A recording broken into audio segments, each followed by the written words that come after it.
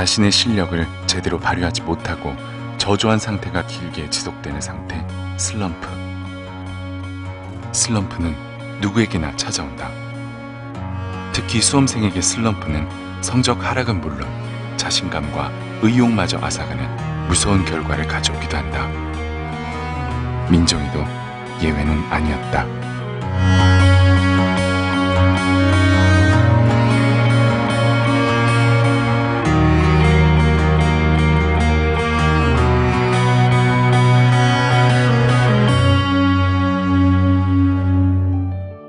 6월 모의평가에서 언수에 모두 1등급을 받았던 민정이. 언수의 100분위합 기준으로 전년도 수능에 비해 108점이나 상승한 놀라운 결과였다. 그러나 9월 모의평가에선 언수의 100분위합 기준으로 6월 모의평가보다 24점이 하락했고 등급도 모두 1등급 이상 떨어졌다.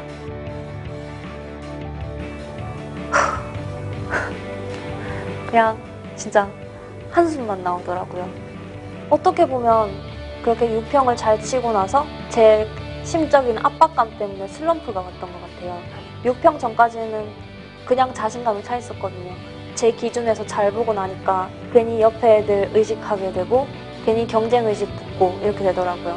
그러다 보니까 제가 순수하게 저에게 제 공부에 투자하는 시간이 생각보다 적어지는 거예요. 글쎄요, 민정이가 사실은 6평 때 언수회가 111이 나왔었는데 9평 때 터무니없는 점수가 나오니까 민정이 많이 실망을 하더라고요. 그래서 불러서 얘기한 거는 절대 당황하거나 실망하지 말라는 얘기였어요.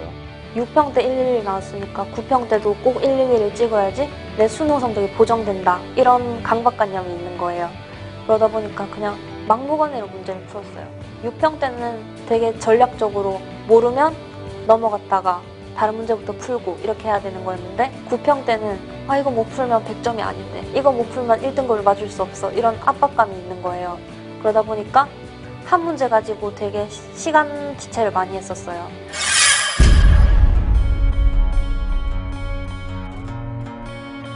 (1년) 동안 한 게 뭐냐면 자려고 누웠을 때 자기 암시를 계속 줬었어요. 그때 제가 행정학과를 가고 싶었었는데 누워서는 100번을 난 행정학과 간다, 난 행정학과 간다, 이렇게 100번을 외우고 잠드는 걸 버릇으로 들였어요. 9월 모평이 끝나고 누웠는데 이게 앞이 갑자기 까마득해지면서 이 말을 할 자신이 안 나는 거예요.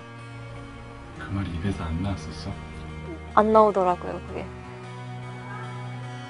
말이 안 나오더라고요. 정말 그때는 걱정 많이 했는데 얘한테는 그 모습을 보일 수가 없었어요. 왜냐하면 지가 또 더 칭찬할 수 있으니까 엄마는 괜찮다 하면서 야, 너 6평 9평 잘 쳐가지고 잘 치더나 하면서 이제 지를 위로하기 위해서 그랬지만 이제 말로는 겉으로는 위로하고 속으로는 진짜 저는 좀 많이 걱정스러웠어요. 막연한 두려움이 제일 힘들었던 것 같아요.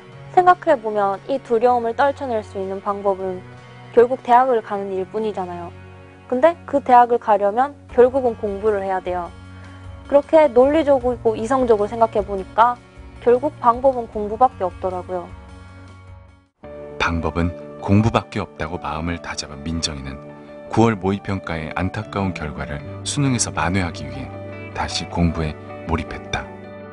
제가 틀린 문제를 보면서 제 문제점이 뭔지를 다시 한번 파악해보는 시간을 가졌어요.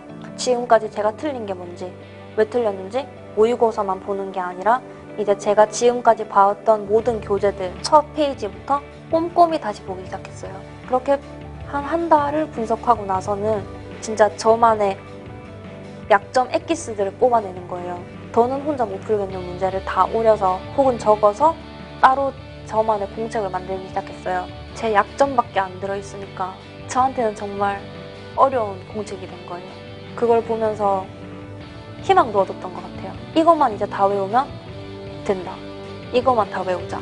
이렇게.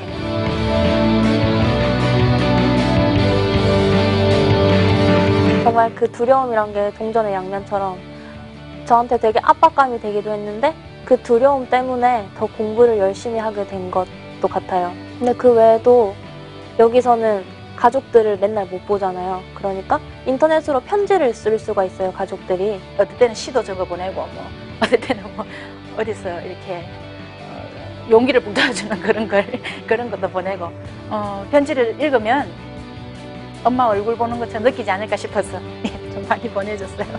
수능이 3, 4일 남았을 때였어요. 완전히 이제 긴박한 상황이었는데 그때 편지가 왔다는 거예요. 그래서 받아서 읽어봤는데 네가 한 만큼 나올 거다 이렇게 말씀하신 거예요. 고3 때 한 만큼 나올 거다라는 말을 되게 싫어했었어요. 왜냐면 제가 안 한 걸 알거든요. 기숙학원에 들어와서는 제가 열심히 했다는 것을 어느 정도 인정을 할 수 있을 정도로 공부를 했다고 생각해요. 그래서 그 말을 딱 보자마자 수능 때까지 그 말이 기억이 나더라고요. 한 만큼 나올 거다라는 말이. 2011년 11월 10일 한 만큼 나올 거라는 말을 가슴에 품고 두 번째 수능 시험장으로 향한 민정이. 민정이는 노력한 만큼의 결과를 얻게 되었을까?